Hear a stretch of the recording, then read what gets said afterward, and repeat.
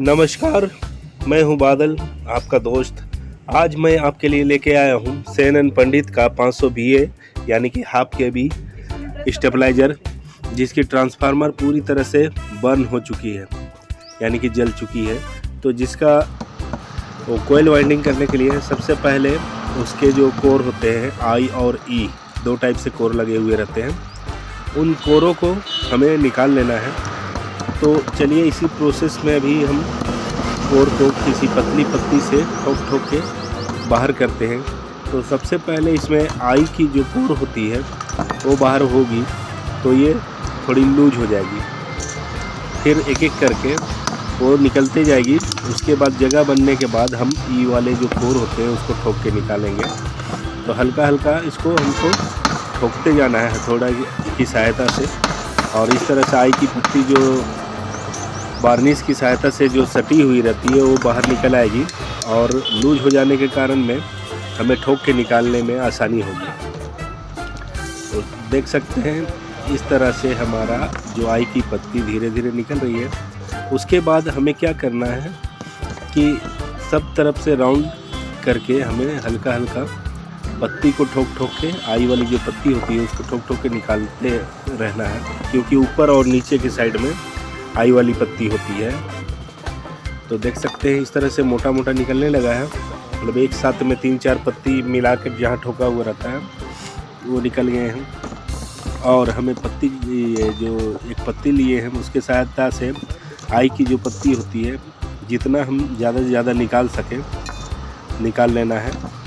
उसके बाद जब इसमें कुछ स्पेस मिल जाएगा तो हम कुछ आई वाली पत्ती को मोटा करके 3-4 एक साथ मिला के और हमें ठोक के ई वाला निकालना है। तो चलिए पहले आई वाला जितना निकल सकता है और स्पेस बन सकता है पहले उसको बना लेना है, जितना भी हम निकाल सकते हैं। तो देख सकते हैं आई वाला इस तरह से ठोकने से बाहर आ रहा है। तो जितना ज़्यादा से ज़्यादा दोनों साइड से, ऊपर और नीचे दोनों साइड आई वाली पत्ती होती है। तो आप देख सकते हैं इस तरह से मैं इसको ठोक के निकाल रहा हूँ। आप भी बिल्कुल इसी तरह से निकालें ताकि कोई भी पत्ती जो है डैमेज नहीं होना चाहिए। अब 3-4 पत्ती आई की मिला के इस तरह से हमें सीधा करके ठोकना है ताकि ई वाली जो पत्ती होती है वो बाहर निकल सके। तो देख सकते हैं ई वाली पत्ती जो है हमारी बाहर आ रही है।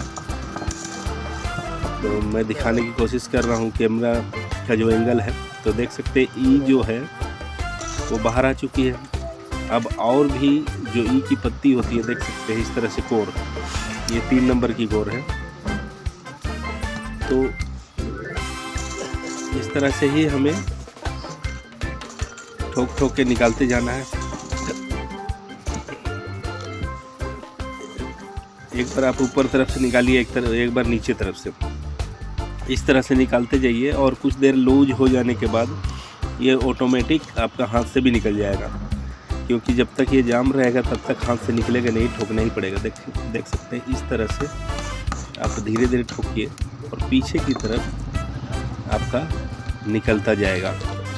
आप देख पा रहे होंगे कि ई की कोर पीछे निकल चुकी है। तो इस तरह से आप ठोक के निकालें एक साथ में जितना निकल पाए।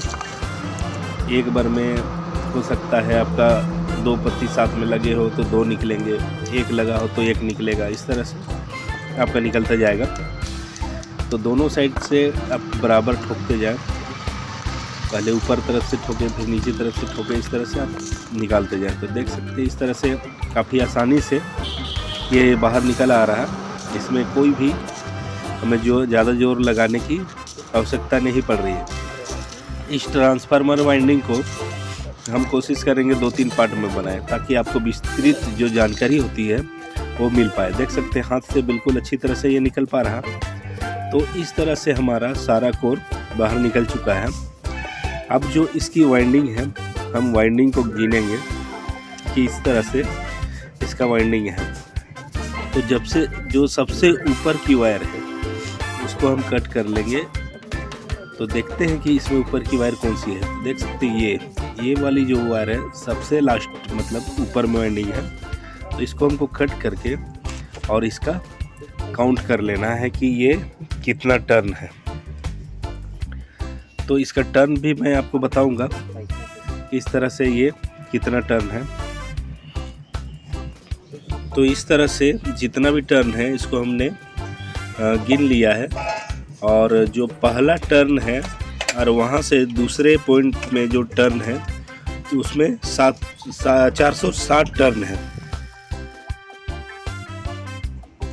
460 के बाद फिर हमारा जो इस सेकेंड टर्मिनल से जो टर्न है उसको हम खोलेंगे। अब देख सकते हैं यहाँ से, तो इसको अभी हमें खोलना है कि यहाँ से जो हमारा सेकेंडरी के तरफ में जो रिले का जो कनेक्शन जाता है वो उसके फर्स्ट वाले में ये कनेक्शन हमारा जुड़ेगा।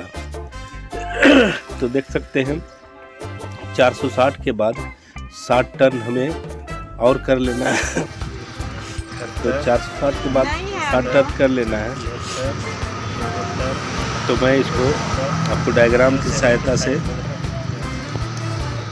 जो ट्रांसफार्मर का चौथे नंबर का लूप है उससे तीसरा नंबर और चौथे नंबर के बीच की जो टर्न है वो है 63, और तीसरा से जो दूसरा का टर्न है वो हमारा है, मैं आपको लिख के दिखला रहा हूँ इस पर ताकि आप ध्यान से देख सकें। चौथा से तीसरा हमारा 63 हो गया, और तीसरा से दूसरा हमारा 75 टर्न हो गया। अब दूसरा से पहला कितना टर्न है अब उसको हम खोल के उसको भी काउंट करने वाले हैं, और काउंट करके मैं उसको भी आपको दिखाऊंगा लिख के, ताकि आपको आसानी से पता चल सके कि कितना टर्न है। और इसको पूरा डाटा निकालने के बाद इसका वाइंडिंग भी हम करके देखेंगे कि इसमें वाइंडिंग मतलब किस प्रकार से होता है। मैं सारा डिटेल इसके बारे में दूंगा, और स्टेबलाइजर में इसको इंस्टॉल करके और उसको चला के भी दिखाऊंगा। ये बोबिन देख सकते हैं हम, इसमें 3 नंबर का कोर लगता है। तो देख सकते हैं आप दूसरा से पहला जो टर्न है, दूसरा तक तो पता है हमें, और दूसरा से जो पहला तक जाएगा वो 60 टर्न जाएगा। तो इस तरह 63, 75 और 60 इस तरह से 4 लूप हमारा सेकेंडरी की तरफ निकलेंगे जो कि रिले में जाएगा। और जो इसका जो प्राइमरी था जिसका हमारा पतला वायर से वाइंडिंग है उसका भी टर्न मैं बताऊंगा। ये जो 4 लूप आप देख रहे हैं, 4 से 3 में हमारा 63 टर्न होगा, और 3 से 2 में हमारा 75 टर्न है, और 2 से 1 में 60 टर्न है। इस तरह से हमारा टर्न होता है। ये अलग गेज से होगा, और जो हमारा इससे पहले हमने खोला था जो कि 460 टर्न और 60 टर्न वो पतला तार से होगा। मैं इसका साइज भी आपको नेक्स्ट पार्ट में दूंगा। तो देख सकते हैं इस तरह से है, और बीच में जो खड़ी लाइनें दिख रही है ये आयरन कोर यानी कि ई और आई।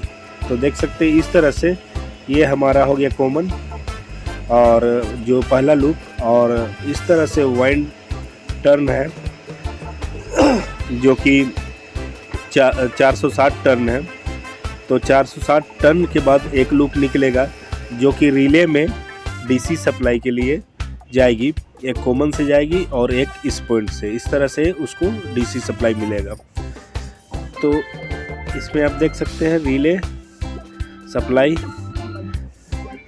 और ये उसके बाद एक पॉइंट और निकलेगी, इसमें हमको देना है 60 टर्न।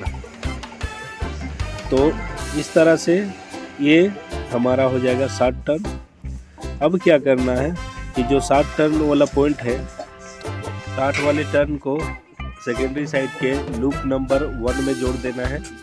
आज के लिए इतना ही, धन्यवाद। अब मिलेंगे पार्ट 2 में।